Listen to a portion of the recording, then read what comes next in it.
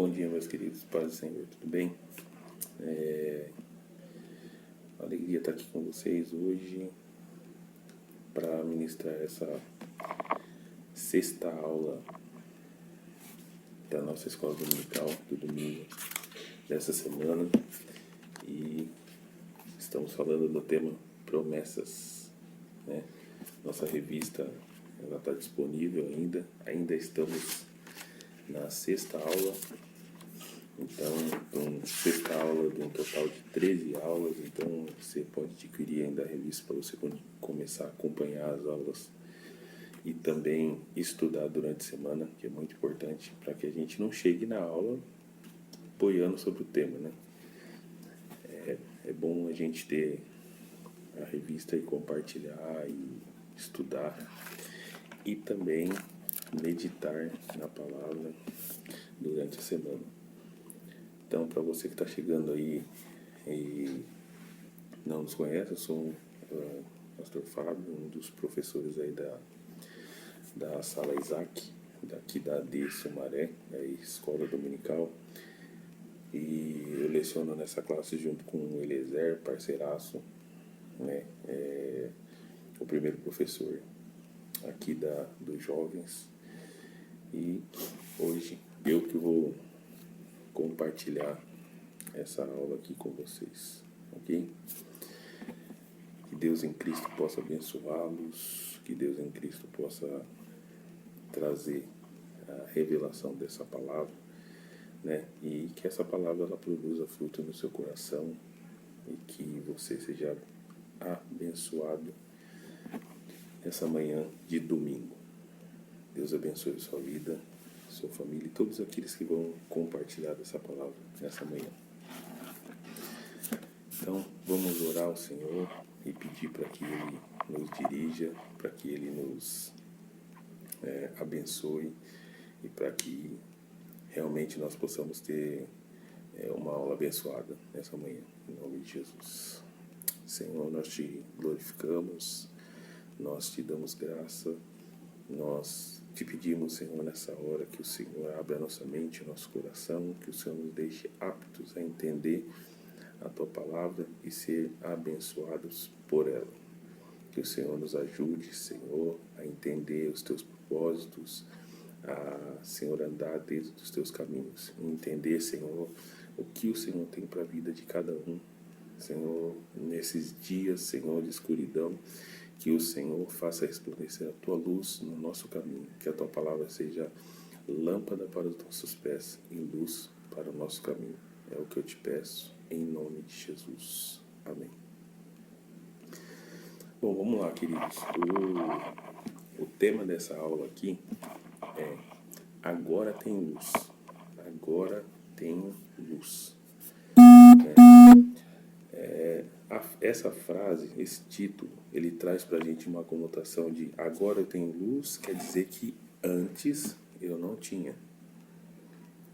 Então, o fato do autor dessa frase, né, que colocou aqui na revista, falar agora eu tenho luz, ele está querendo dizer que antes eu não tinha essa luz, agora eu a tenho, né? Aí nós precisamos entender o que esse título tem relação, qual a relação desse título com promessas, né? E nós precisamos entender também qual a relação de luz com promessas de Deus na palavra de Deus, né? Então nós precisamos entender o contexto que nós estamos vivendo também, falando-se de sociedade e como que a sociedade ela tem reagido à promessa de Jesus, né, sobre luz, sobre ser luz, sobre iluminar no meio das trevas. Então, eu queria que você já abrisse a tua Bíblia comigo, né, em João, Evangelho de João, capítulo 8, versículo 12. Nós vamos começar essa lição com esse texto, né? Evangelho de João, capítulo 8, versículo 12. E esse texto vai dizer assim para nós: falou-lhes Jesus, né? Eu sou a luz do mundo. Quem me segue não andará em trevas, mas terá a luz da vida. Então, uma promessa de Jesus também, uma palavra muito enfática, importante, para que nós meditemos nessa manhã, porque nós precisamos entender alguns conceitos daquilo que a gente está estudando. Então, a gente já falou sobre as promessas de Abraão, né? Sobre aquilo que Deus realizou na vida de Abraão através das suas promessas e através da sua obediência à sua voz. Então nós falamos sobre o conceito de promessas, o que é promessa, o que são promessas de Deus. Então nós falamos bastante sobre isso, sobre promessa condicional, incondicional, né? Promessa condicional é aquela que depende de algo que nós façamos para que ela se cumpra. A promessa incondicional, que é aquela que se cumpre independente da nossa vontade, independente da nossa crença ou independente de qualquer fator externo.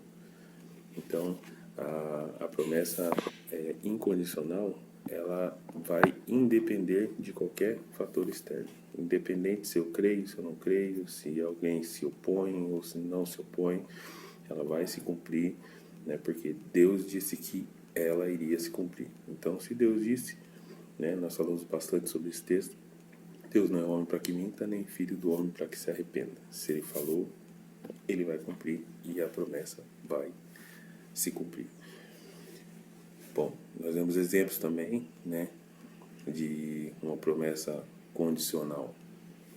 Deus disse que a bênção de Deus vai estar sobre a vida do ser humano, que ele vai ser bem sucedido se ele seguir os preceitos e os mandamentos do Senhor. Então, é uma promessa condicional. Você precisa fazer algo para que algo aconteça. A incondicional é independente se você crê ou se você faz alguma coisa para que isso aconteça. Ele vai acontecer e pronto, né? E nós temos um exemplo da volta de Cristo. A volta de Cristo, ela é verdadeira e iminente. Ela vai acontecer. Ele prometeu que volta, independente se as pessoas creem, independente se as pessoas querem, independente de qualquer força externa ou de qualquer situação, ele vai voltar. Então, essa é uma condição que não depende de ninguém. Ele vai voltar, ele prometeu que vai voltar, então nós não temos como evitar isso. Isso vai acontecer e ponto. Então, essa é uma promessa incondicional, certo? Então, nós precisamos já começar a meditar sobre esse aspecto. Bom, se falando de promessas, nós também falamos algumas coisas sobre promessas e precisamos entender que promessas ele não está associado diretamente àquela caixinha de promessas que a gente conhece. Aquela caixinha de promessa onde só tem promessa de bênção, só tem promessa de coisas que vão acontecer, vão melhorar a sua vida, você vai ser abençoado, não sei. A promessa, ela tem promessas de bênção, mas tem promessas que trazem uma responsabilidade muito grande sobre a nossa vida. Nós precisamos entender quais são essas responsabilidades e também algumas coisas que nós precisamos entender para que essas promessas se cumpram. Tanto aquelas que Deus fala aqui de bênção, de prosperidade, de cura, de libertação, né? Quanto aquelas promessas que trazem para nós uma responsabilidade de que ele volta, de que ele vem e de que ele vai levar. Ele traz consigo o galardão para retribuir a cada um conforme a sua obra. Nós precisamos entender que isso também é uma promessa, né? Nós precisamos entender também que o fato dele falar que eu corrijo aquele que eu amo, né? Eu quero trazer essas pessoas para dentro de mim. Quando eu voltar, eu vou trazer essas pessoas para mim mesmo, de novo, né? Então, essa é uma promessa que traz para a gente uma responsabilidade muito grande de algumas coisas que nós precisamos tomar cuidado com a nossa vida cristã. Então, tem muitas promessas aí, né? Ele fala que vai aliviar aqueles que estão cansados, mas isso traz uma responsabilidade muito grande também para nós, que a palavra diz que vinde a mim. Então tem uma ação que nós precisamos tomar para que essa promessa se cumpra na nossa vida. Então na aula 2 nós falamos sobre o alívio dos cansados. Na aula 3 nós falamos sobre promessas nas bem-aventuranças, né? Então ele vai falar: bem-aventurados os mansos, porque herdarão a terra, né? Para herdar a terra precisa ser manso. Bem-aventurados misericordiosos, porque alcançarão misericórdia. Alcançarão misericórdia, promessa. Tem que ser misericordioso, condição. Então, bem-aventurados os pacificadores, né? Então, bem-aventurados, responsabilidade. Aquele que é pacificador, aquele que é misericordioso, aquele que não esmorece quando é repreendido, bem-aventurado aquele que é injuriado por causa do nome de Jesus, né? Por causa do nome de Jesus, não porque está fazendo caca por aí. Tem gente que é injuriado, né? Porque está fazendo caca, está fazendo coisa que não é para fazer, porque está em desacordo com aquilo que Deus falou na sua palavra, e ele está revoltado, achando que o inimigo está se levantando, mas na verdade ele só está sofrendo as retaliações, está sofrendo as dificuldades que ele mesmo está arrumando, né, por causa do seu mau procedimento. Isso não é perseguição. Isso é consequência da nossa maneira errada de viver. Então nós precisamos entender também que existem consequências do pecado. E que isso não é perseguição por causa do nome de Cristo. Perseguição por causa do nome de Cristo é quando você está dando testemunho, você está vivendo uma vida como testemunha de Cristo e por isso você é perseguido. Então, bem-aventurados sois quando sois perseguidos. Promessa de que você é bem-aventurado, né? Que você vai ser bem-aventurado. Então, na aula 3 nós falamos sobre esse tema. Na aula 4 nós falamos sobre a promessa do maravilhoso Espírito Santo. Então, qual o papel do Espírito Santo e a promessa que Jesus fez quando ele foi assunto aos céus, é que ele não nos deixaria órfãos, que ele enviaria o Consolador. E esse Consolador veio e hoje ele está conosco, né, nos ajudando nas nossas fraquezas, né, e nos ensinando todas as coisas, nos instruindo e nos dando poder para vencer o pecado e nos manter assim incorruptíveis para o dia do Senhor, né, dar força e nos guiando na nossa vida, na nossa caminhada cristã. Nós falamos do Espírito Santo de Deus, né, e a aula 5, que foi a aula do domingo anterior, nós falamos sobre a recompensa dos pescadores de homens. Então nós falamos sobre a missão, a grande comissão, nós falamos sobre a recompensa daqueles que entenderam o chamado de missões de Deus, né? Entenderam a promessa de que Jesus, depois que a gente fosse até Ele nos faria pescadores de homens, Ele nos faria missionários, homens e mulheres que realmente entenderam a chamada universal, que não é uma chamada individual, né? A grande comissão não é apenas para algumas pessoas, né? Paulo ele vai falar: ai de mim se não pregar o evangelho, porque a mim é imposta essa obrigação. Então não é uma coisa que eu posso escolher, ou que agora eu acho que eu tenho esse chamado. Não, esse chamado é para todos nós, para todas as pessoas, não é um chamado específico para uma pessoa ou para outra. Um missionário tal, missionária tal, não. A grande comissão é para todos nós. Então nós entendemos que o privilégio, né, e a promessa de Deus, de o Senhor Jesus, nos fazer pescadores de homens. E hoje nós vamos falar sobre a luz do mundo. Então o texto que nós lemos em João capítulo 8, versículo 12, vai falar que Jesus fala: eu sou a luz do mundo, né? agora que nós ouvimos um pouco sobre antes, o que nós falamos até o momento sobre esse tema, nós vamos falar hoje sobre ser luz, né? Eu gosto de uma definição sobre luz ser ausência de trevas. Então, luz é ausência total de trevas, ausência de trevas, né?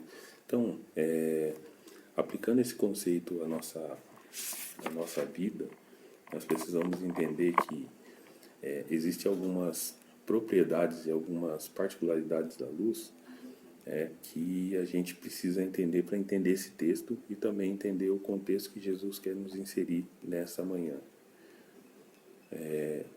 Vamos dizer que eu chego em algum lugar, né?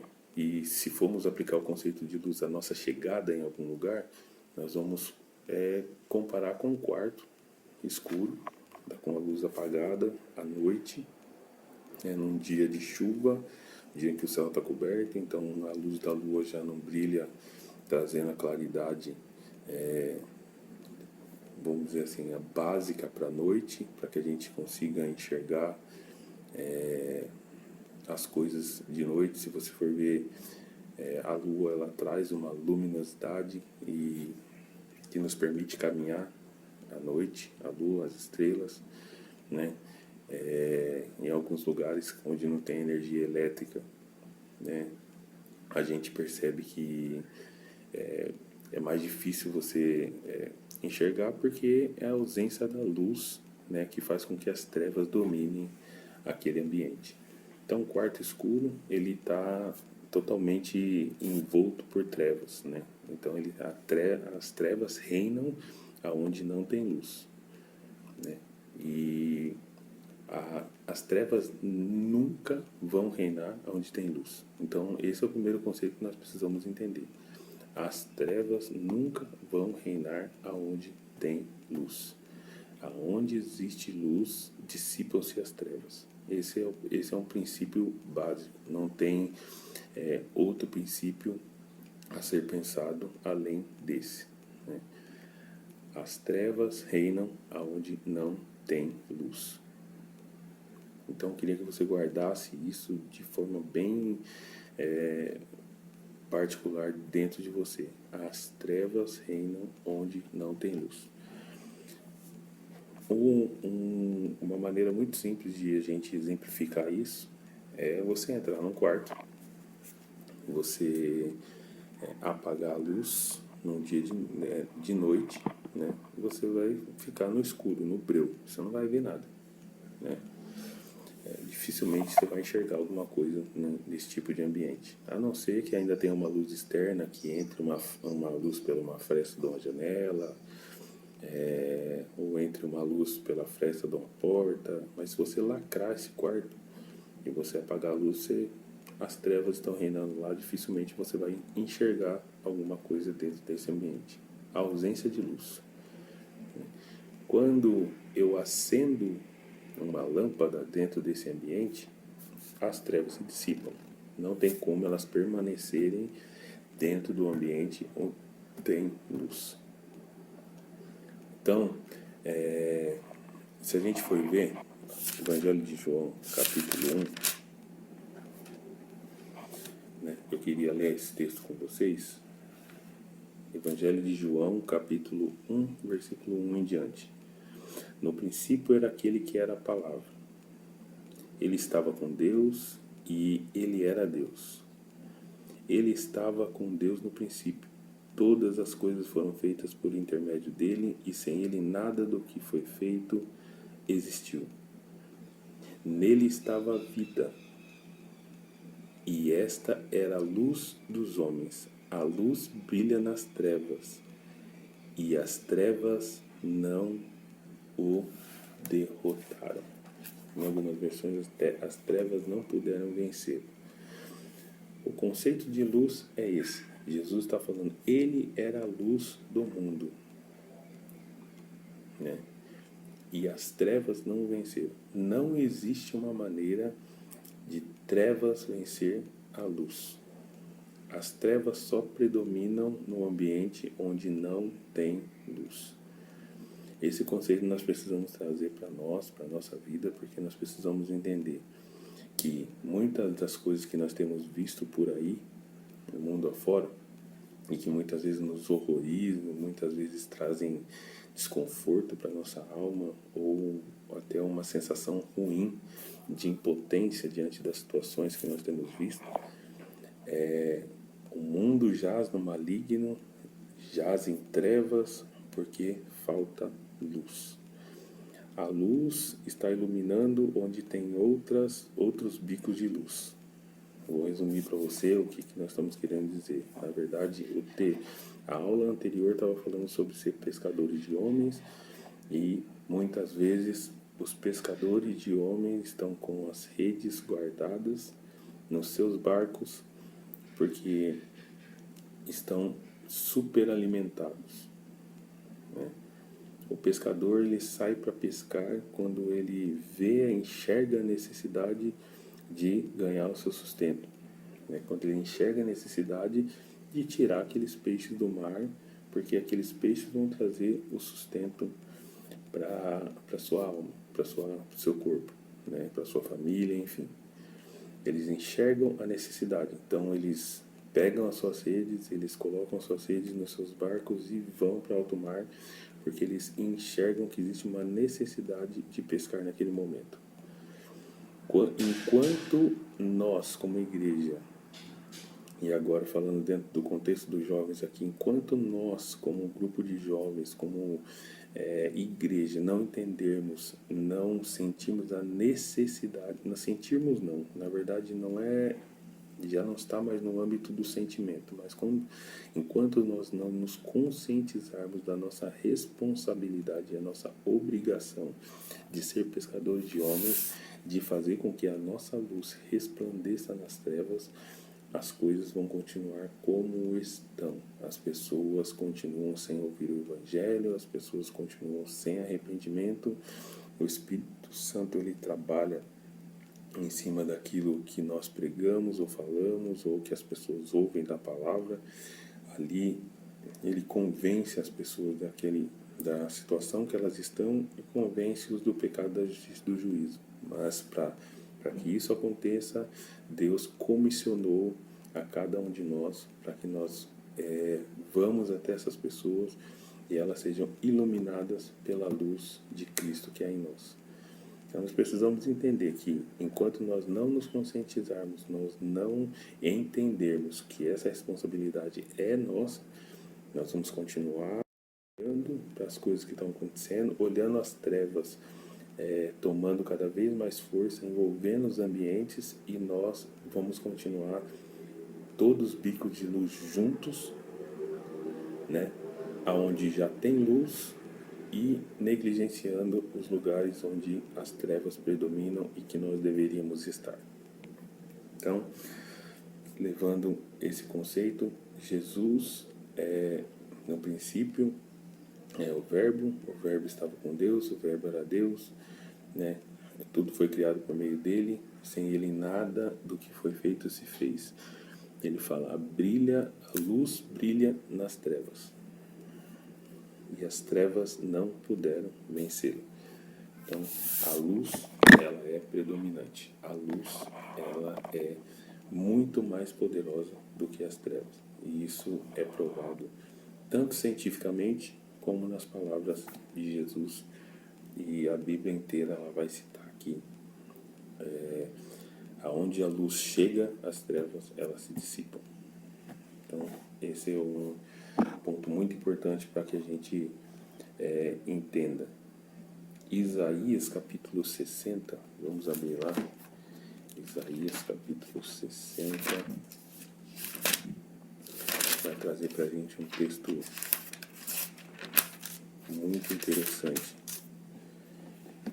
Verso 1 e 2. Levanta-te, refulja, porque chegou a sua luz, e a glória do Senhor brilha sobre ti. Parece que algo deu errado. Por favor, tente novamente. Bom,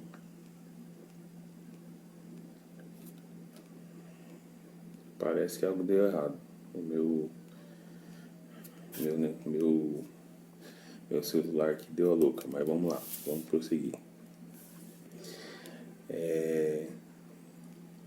Olhe, a escuridão cobre a terra, densas trevas envolvem o povo, mas sobre você raia o Senhor, e sobre você se vê a sua glória. As nações virão à luz, a sua luz, e os reis o fulgor do seu alvorecer. Então, a Bíblia está trazendo para nós a realidade de que quando nós brilhamos, nós atraímos os olhares para nós, nós atraímos a atenção para nós. Quando a luz chega em algum lugar onde só tem trevas, ela se torna um destaque. E é aí que nós precisamos entender qual que é o nosso papel, a nossa responsabilidade. E nós precisamos entender também quais as implicações de nós termos essa responsabilidade. Muitas vezes nós temos visto algumas pessoas dizerem, né, e eu repito muito essa frase porque é uma frase costumeira nos dias de hoje, né, que cada um cuida da sua vida, eu vivo como eu quero, porque a vida é minha, e eu me visto como eu quero, eu me comporto como eu quero, falo da maneira que eu acho melhor. E então, nós precisamos entender que dentro desse conceito, não existe uma situação onde eu sou dono da minha vida, porque eu entreguei ela para Cristo. Se eu entreguei a minha vida para Cristo, eu não posso viver como se eu não tivesse dono. Então, na verdade, eu entreguei a minha vida para o Senhor Jesus e eu estou vivendo a minha vida de acordo com aquilo que Ele instituiu, que Ele é o meu dono. A partir do momento que Ele é meu Senhor, eu sou escravo dele. Se eu sou escravo, eu não tenho direitos, eu tenho deveres. Mas mesmo assim, o que é maravilhoso no Evangelho é que Jesus, Ele comprou a nossa vida por um alto preço, né? Preço de sangue, porém, Ele não nos trata como escravos. A Bíblia diz que Ele nos trata como filhos.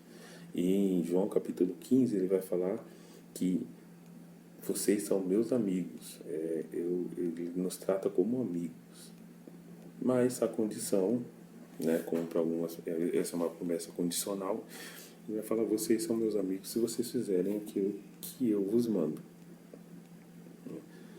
Só que ele não obriga. Ele teria todo o direito, porque ele comprou a nossa vida, comprou a nossa liberdade com o sangue dele na cruz. Ele teria todo o direito de nos obrigar a servi-lo, de nos obrigar a fazer aquilo que ele deixou como premissa na sua palavra. Mas ele não nos obriga a fazer. Ele não nos obriga a fazê-lo. Ele simplesmente nos convida a viver essa graça. Ele nos convida a viver a sua morte, né, para que na sua ressurreição nós também sejamos plenamente ressurretos com Ele. Ele convida a viver a sua morte para que nós possamos viver a sua vida também.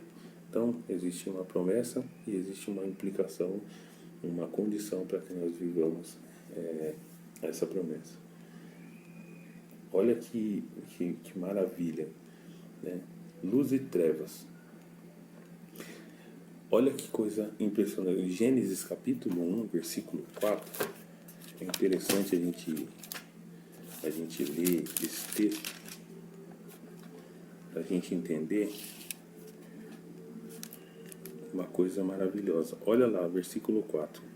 Gênesis capítulo 1, versículo 4. Deus viu que a luz era boa e separou a luz das trevas. Deus chamou a luz dia e as trevas chamou noite. Passaram-se a tarde e a manhã, e este foi o primeiro dia. Olha que coisa interessante. Deus, né, criou a luz e as trevas, né? Deus viu que a luz era boa. Não, desculpa. No versículo 13 vai falar: haja luz e houve luz. Olha lá. Deus disse: haja luz e houve luz, né? Se a gente for ver, no princípio Deus criou os céus e a terra era sem forma e vazia. Trevas cobriam a face do abismo e o Espírito de Deus se movia sobre a face das águas. As trevas cobriam a face do abismo e o Espírito de Deus se movia sobre a face das águas. E Deus disse: haja luz. Simplesmente ele falou assim: olha, as trevas cobrem a face do abismo. Ele diz: haja luz. E imediatamente as trevas se dissiparam, né? Então, Deus viu que a luz, a hora que eles se misturaram lá, a luz e as trevas, Deus disse que a luz era boa. A luz era boa. Então Deus separou a luz das trevas. Olha que coisa interessante. Deus não elimina as trevas. Deus separa a luz das trevas. Deus não elimina as trevas. Deus separa a luz das trevas. Você precisa entender uma coisa. Deus não eliminou as trevas. Deus separou a luz das trevas. Deus separou a luz das trevas. Conceito de quando nós vamos falar de santidade, né? Então, sede santos, porque eu, o vosso Deus, sou santo, né? Quando ele vai falar de ser santos, ele vai falar no significado da palavra de ser separado. Então, que é alguém santo? É alguém separado. É alguém que foi separado. Então, dentro desse conceito que nós estamos lendo aqui em Gênesis capítulo 1, é separado das trevas. Deus não eliminou as trevas. Ele poderia ter feito? Poderia. Tem poder para isso? Tem. Ele poderia destruir todas as trevas para que nós não tenhamos contato nenhum com aquilo que é treva. Mas ele não destruiu as trevas. Ele não eliminou as trevas. Ele separou a luz das trevas, porque ele viu que a luz era boa. Olha que coisa confrontante. Muitas vezes a gente está num conceito assim: eu preciso que Deus tire isso de mim, eu preciso que Deus ele destrua essa situação. Não, Deus ele separa a luz das trevas. Agora, meu querido, Deus ele separa a luz das trevas, e como que isso se aplica na minha e na sua vida? Tem coisas que Deus nos livra, tem coisa que ele nos guarda, tem coisa que ele nos preserva, tem coisa que ele mesmo desvia a gente do caminho mal para que a gente não tropece em nenhuma pedra. Mas existem algumas coisas que nós precisamos fazer. Existem alguns passos que nós precisamos dar, né? E esses passos é responsabilidade nossa, né? Então, se a gente for olhar para o conceito de que nós precisamos ser separados, né, tem algumas coisas que Deus mesmo ele vai nos livrar, ele vai tirar da nossa frente, porque ele, por entender que nós não temos condições de resistir àquilo, que nós não temos condições de nos separar daquilo, então ele nos ajuda nas nossas fraquezas. Agora, deixa eu ser, às vezes eu queria ser polido, mas eu não vou ser nessa hora. Jesus e o Espírito Santo, ele nos ajuda nas nossas fraquezas, não nas nossas sem vergonhices, vamos dizer assim, né? Ele nos ajuda nas nossas fraquezas, não nas nossas sem vergonhices. O que eu estou querendo dizer com isso? Que quando Deus ele olha para nós e ele conhece o nosso coração, conhece a nossa estrutura, ele nos criou, e ele vê que existe algo que está chegando, que nós não somos capazes de nos resistir e de nos separar, ele nos livra, ele nos ajuda na nossa fraqueza. Agora, quando ele entende que nós temos condições de fazer a nossa escolha de acordo com aquilo que ele já designou e que a decisão precisa ser nossa, que nós precisamos tomar cuidado para não passar por aquele lugar, nós precisamos tomar cuidado para não nos relacionar com aquela pessoa, nós precisamos tomar cuidado para não nos entregar aquele prazer, nós precisamos ter cuidado nos nossos acessos na internet, nós precisamos ter cuidado em todas essas coisas. Quando ele sabe, ele vê que nós temos estrutura para tomar as nossas decisões e por causa do nosso bem-estar, da nossa carne, nós nunca resistimos, nós sempre estamos perto daquilo que nos afasta de Deus, nós fazemos questão de estar perto daquilo que nos afasta de Deus. Quando ele enxerga essa situação, essa condição em nós, né, ele na verdade, ele começa a nos entregar para nós mesmos, né? Romanos capítulo 1, ele vai falar que os homens vão se alimentando daquilo que afasta o homem de Deus, vão se alimentando do pecado de uma tal forma que chega uma hora que eles se tornam insensíveis.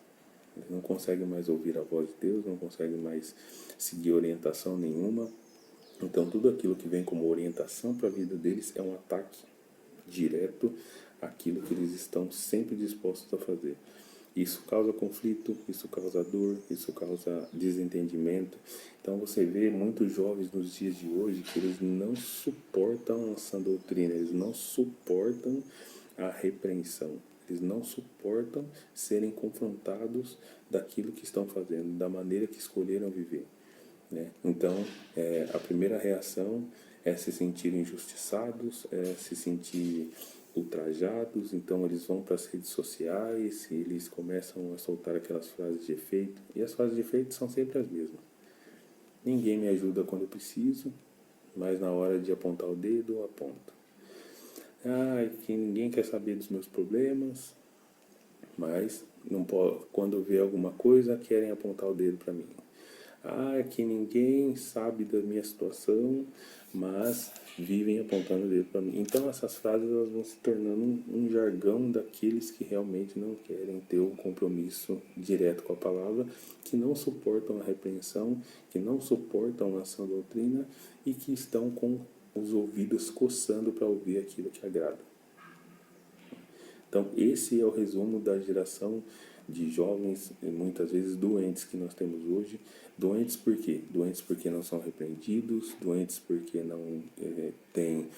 não são confrontados pela palavra, que por mais santo que a pessoa pareça ser, não existe ninguém que saia ileso diante da palavra de Deus. Nós estamos falando de um Deus santo, de um Deus que nunca cometeu um pecado, de um Deus que o sangue dele, pela sua vida pura e por ser luz, o sangue dele hoje tem poder para nos purificar de todo o pecado e de toda a injustiça. Nós estamos falando de um Deus santo, um Deus onde o mal ele nunca teve contato, né, nunca teve lugar para agir na vida do nosso Deus. Então nós estamos falando de um Deus santo. Não tem como seres limitados, sujos, pecadores como nós chegarmos diante da santidade de Deus e sairmos ilesos. Diante da santidade da sua palavra e sairmos ilesos, sairmos sem uma marca, sairmos sem uma orientação de mudança, de transformação, sairmos sem uma solicitação desta palavra de Deus sobre o nosso arrependimento. Não tem como. Quando nós somos expostos à palavra e saímos dela de uma maneira confortável, de uma maneira onde nós realmente entendemos que nós estamos com a vida belezinha, maravilha, é que essa palavra não foi exposta da maneira que deveria ter sido exposta. Porque a palavra de Deus, ela traz para o nosso conforto, consolo, fortaleza, mas ela traz um confronto que nos desafia a mudar o nosso procedimento e a nossa forma de viver. Então, queridos, a luz, ela não perde para as trevas, nunca. Quando que as trevas reinam? Quando a luz se ausenta. Então nós precisamos, estou repetindo isso bastante vezes, porque nessa aula é o que precisa sair para nós aqui. As trevas reinam onde não tem luz.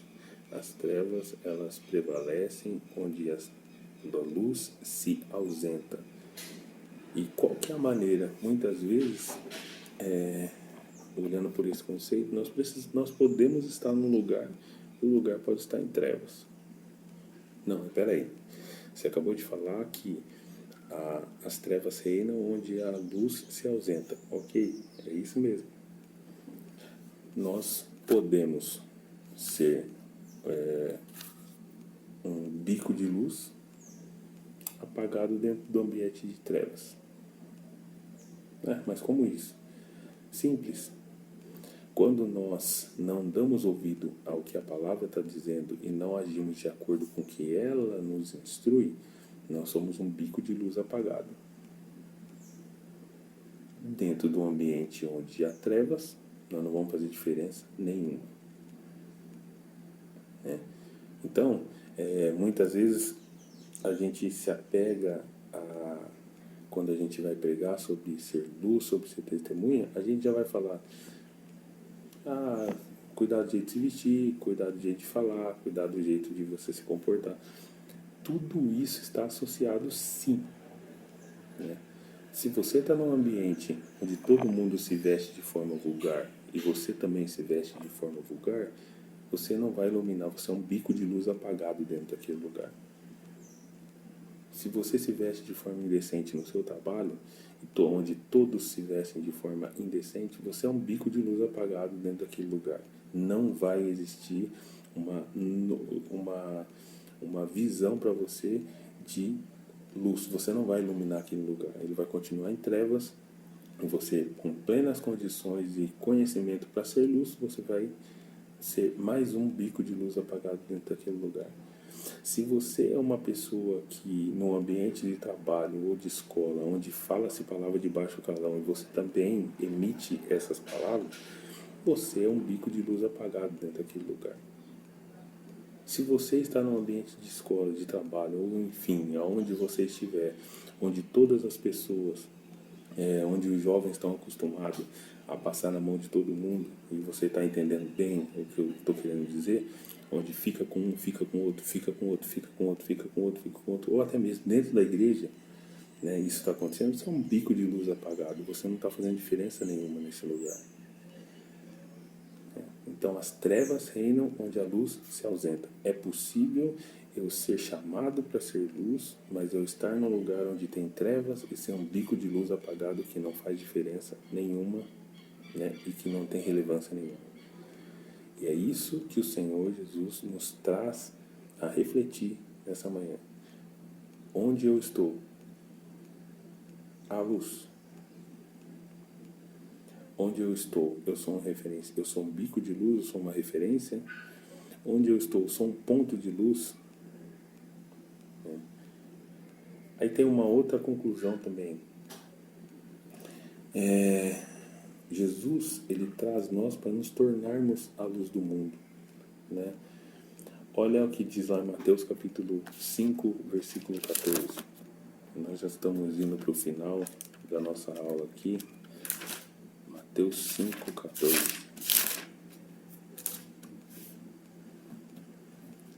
Vamos ver. Vocês são a luz do mundo. Não se pode esconder uma cidade construída sobre um monte.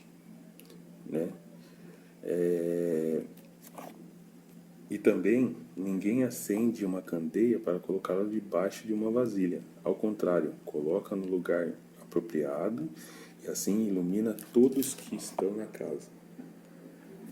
Olha que coisa interessante. Ele vai falar assim, você não pode esconder uma cidade construída sobre um monte, porque ela está alta.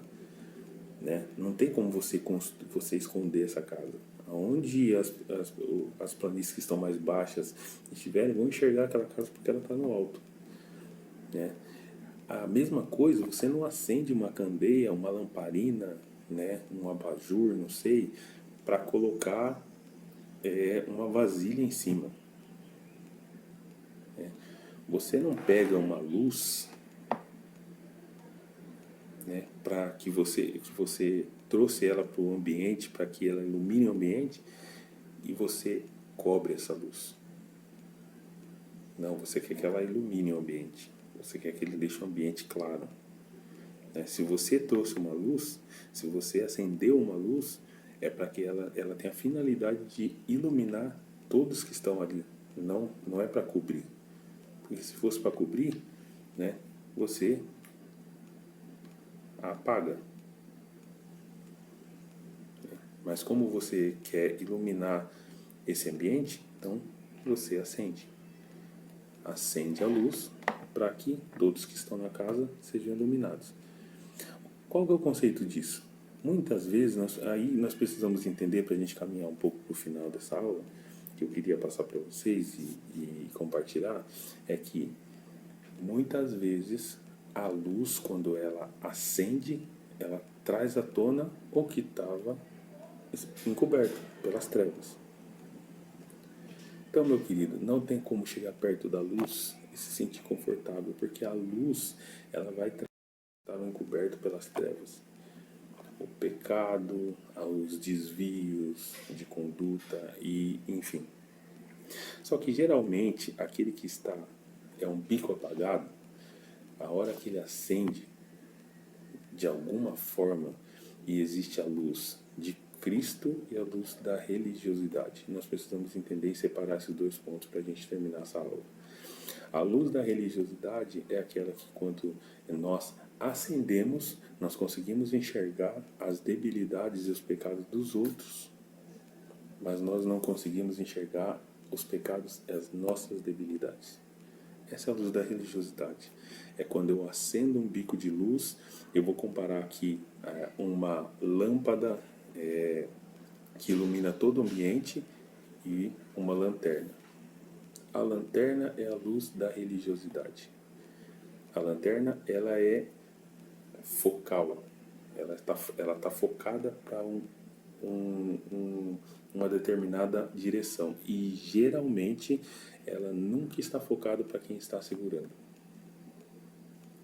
A luz da religiosidade é uma lanterna. Ela mira o outro. Ela mira um outro lugar, ela mira um outro ambiente. Ela quer enxergar, mas ela dificilmente quem está segurando a lanterna num ambiente cheio de trevas vai ser iluminado. O que eu quero dizer com isso? O que eu quero dizer com isso é muito simples. O religioso, ele não é luz. Ele está segurando um foco de luz onde está apontando para o outro. E ele sempre vai enxergar as debilidades, os problemas, os pecados dos outros. Ele nunca vai focar essa luz em si mesmo. O foco de luz que ilumina todo o ambiente, né, a primeira coisa e onde as coisas de quem esses olhos, de quem está sendo iluminado, as primeiras coisas que ele vê são as suas debilidades, são as suas faltas, são o jeito ruim com que ele está se apresentando, o jeito ruim que ele é. A luz ilumina ele mesmo, ele consegue enxergar suas debilidades, os seus pecados, as suas faltas, e ele consegue, a única coisa que ele consegue fazer quando ele chega perto da luz do mundo, que é Jesus, é se lamentar pelo estado em que ele se encontra. Isso só vai mudar no dia de Cristo Jesus. E quando ele resolve se iluminar, ele consegue enxergar aquilo que ele precisa ser de transformação e ele consegue focar naquilo para que realmente seja transformado pelo Espírito Santo de Deus.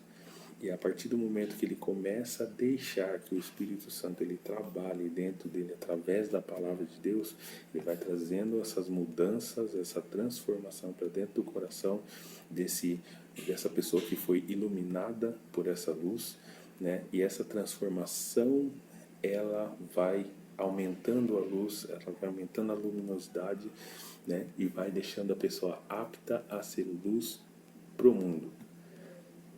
Porque é perfeita? Não. Porque enxergou suas debilidades, enxergou seus pecados, enxergou suas limitações e agora ele está dependendo de Deus para que realmente o corpo dele seja iluminado, né, para que a vida dele seja iluminada. E o que é ser iluminado? Ser iluminado é, a partir de agora, não andar conforme as trevas, é ser luz. Aonde chegar, essa luz agora vai revelar por ela mesma, é a luz que irradia dessa pessoa, vai revelar o pecado, né, daqueles que estão em trevas. Vai revelar o que está oculto nas trevas, no ambiente onde ele chegar. Porque agora não é o apontar da lanterna que vai mostrar aquilo que está encoberto pelas trevas no ambiente que ele chegar. Não é o apontar do foco da lanterna. São as atitudes dele que são luz, são as palavras dele que são luz, são o procedimento e o posicionamento dele que são luz, que vai iluminar o ambiente onde ele chegar, e as trevas vão ser expostas naquele lugar, elas vão ser dissipadas. E realmente todo mundo vai conseguir ver de forma clara o que está acontecendo dentro daquele ambiente que antes era encoberto pelas trevas. Então, querido, nós precisamos entender, em primeiro lugar, Jesus fez uma promessa, que nós seríamos, que Ele é a luz do mundo, né? E que aquele que anda nele não andaria em trevas, mas teria a luz da vida. Essa é a promessa de Deus para nós hoje. Aquele que anda em mim, aquele que anda comigo, não andará em trevas, né? Aquele que me segue não andará em trevas, mas terá a luz da vida. Essa é a promessa de Deus para a tua vida no dia de hoje. Jesus te chama para andar com Ele, para segui-lo. Se seguindo, você não anda em trevas, mas você tem a luz da vida. A luz brilha através de você. O ambiente que você chegar, as trevas vão ser expostas, elas vão ser dissipadas. E aquilo que é o ambiente das trevas, as ações das trevas vão ser expostas por causa da luz que há em você. Deixa eu concluir essa aula hoje dizendo para você, querido, solte a lanterna da religiosidade. A religiosidade aponta o dedo, a religiosidade acusa, a religiosidade julga. A lanterna é aquela que foca no defeito do outro, foca no problema do outro, foca no pecado do outro, mas raramente, ou dificilmente, ou nunca, ela vai ser virada para você, né, para apontar os seus defeitos. E muitas vezes, a único motivo que nos faz virar uma lanterna para nós é uma brincadeira que nós queremos iluminar o nosso rosto e a coisa fica mais feia ainda. Dificilmente nós voltamos o foco de luz de uma lanterna para nós. Isso é religiosidade. Nós precisamos realmente de um pico de luz que ilumine as nossas ações para que nós entendamos onde nós estamos, o que nós estamos fazendo e se realmente aquilo que nós estamos fazendo está de acordo com a vontade de Deus. E sabendo disso, nós precisamos trazer à nossa vida a realidade de que nós precisamos ser iluminados pela palavra de Deus e que as nossas ações têm que ser lâmpada e luz. Trevas, a ausência de luz. Eu posso ser um bico de luz apagado no meio das trevas, mas Deus quer me acender e Deus quer fazer com que eu seja a luz que brilha no meio das trevas. Então eu concluo essa aula de hoje falando sobre Gálatas 2:20. Já não sou eu que vivo, mas Cristo vive em mim. Se Ele vive em mim e Ele é a luz do mundo, o ambiente que eu chegar, as trevas têm que se dissipar, porque já não sou eu que vivo, mas a luz do mundo vive em mim. Eu sou luz. E onde há luz, não existe trevas. Jesus já disse, a luz brilha nas trevas, e as trevas não prevaleceram contra ela.